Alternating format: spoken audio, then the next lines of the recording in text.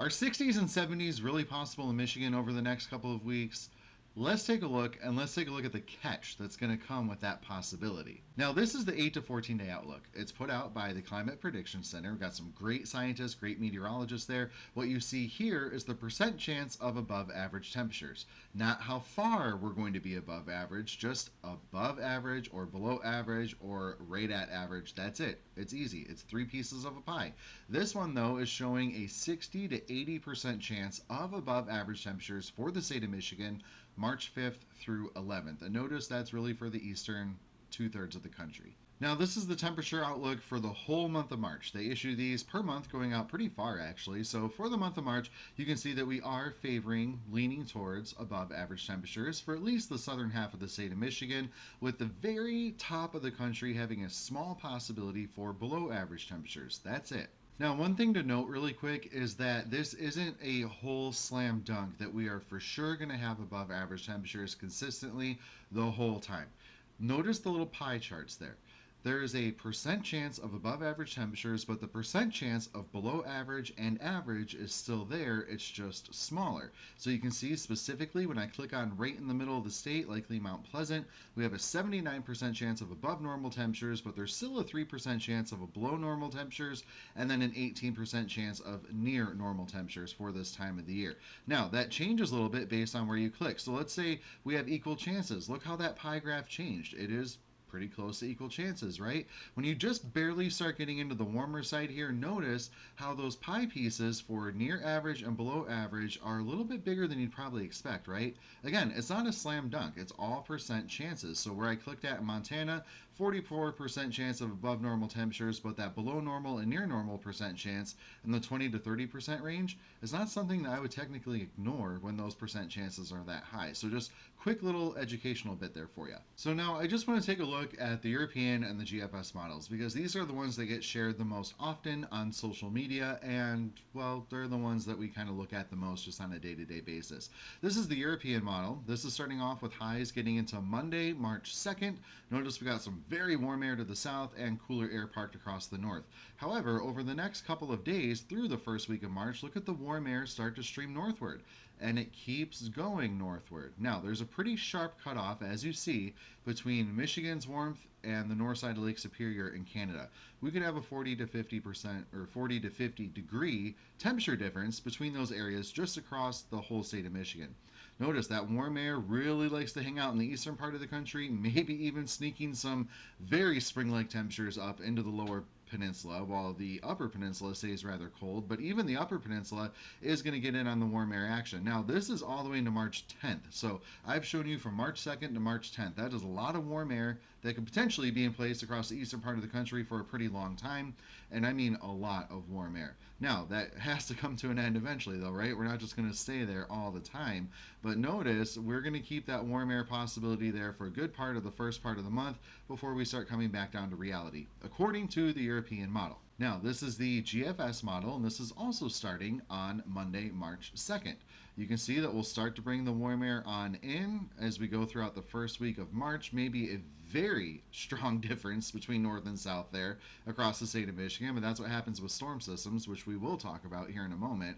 Overall, though, you can see the GFS is also biting into some very warm temperatures being parked across us for quite a while. And then we have the possibility of going a little closer to normal, not the polar outbreak that everyone is rumoring, talking about. Now, that might graze us right here by the middle part of the month, but it's not going to be like what we saw so far this winter. So sorry to disappoint you if you want more of that, but unless you're in the upper peninsula where you could get grazed by it, that's really about it. So like I said, I was talking about storm systems. That is something that I'm going to point out here because I think it deserves some talking about, to be totally honest. This is Monday, March 2nd. Again, that's where I'm going to start every model. And as we go throughout the first couple days of the week, it's not looking too bad. We got high pressure settling in. That's what's keeping us a little bit on the cooler side, slowly starting to warm things up for us as we go a little bit further into the future here. But keep in mind that eventually we're going to have the possibility for some heavy rain. So this is actually looking into the latter part of the first week of March. Technically, as you can see in the top right, it is March 5th in the morning. We got moisture coming on through. And I'm going to leave it as just moisture. I'm not showing snow. I'm not showing anything like that because it's way too far away when we start talking like this. But look at the moisture streaming up from the south. You kind of see the pattern here, right? We're going to be lifting that up from the Gulf because we're going to have a high pressure parked over Bermuda. The Bermuda high is something that brings us warm conditions in the spring, summer, and fall. And it can happen any time of the year, most likely in the fall usually.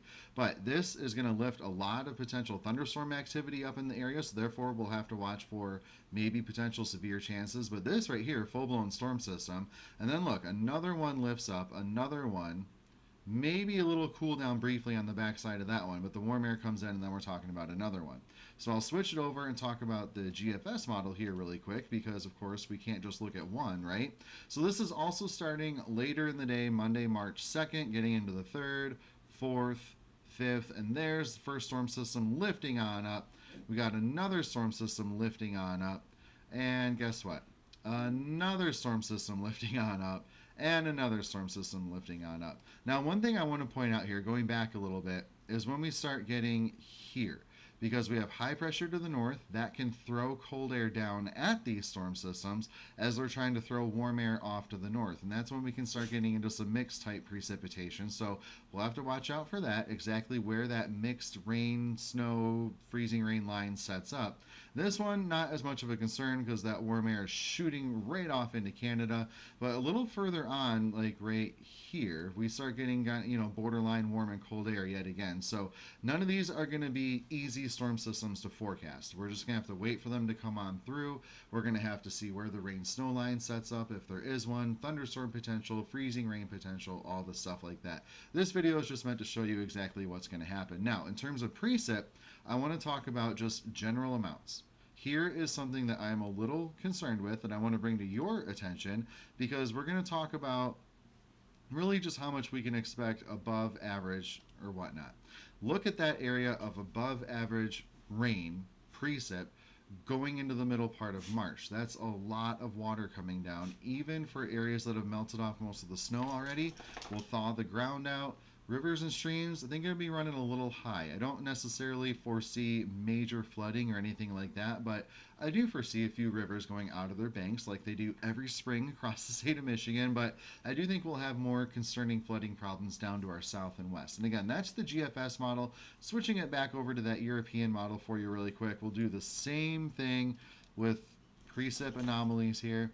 And you can see that this is also calling for well above average precip. This one, though, across the entire Great Lakes basin. So there's definitely going to be a lot to watch out for. Now, one thing I also like to do, of course, is use the ensemble models because it's just the parent model, the European, broken down into 51 smaller models. When all those models come to a consensus, there's a pretty good average that, idea that that's going to happen. So here's the above average precip for the European models, and I can switch it over to the GFS ensembles and show you that the same thing, we're also looking for a huge area of above average precip. So I guess the bottom line here is get ready for the possibility of flooding across lower Michigan. Not anything major as of now, but just something to watch out for. Heavy rain, thunderstorms off to the north. I think the Upper Peninsula is going to be in store for rain, mix, snow, everything. But either way, I don't foresee the snowpack being the same after this across the state of Michigan. We're getting pretty far, into the season now. Spring's going to start whether we like it or not. We're going to start to melt things on off. Now, one final thing that I want to leave you with here, and I'll look at two models for this as well. This is the European model. It actually predicts snow depth on the ground. And again, it's a model prediction. It's not exact, but look at the very deep snow in the Upper Peninsula, northern lower, and then just our little trace amounts down to the south.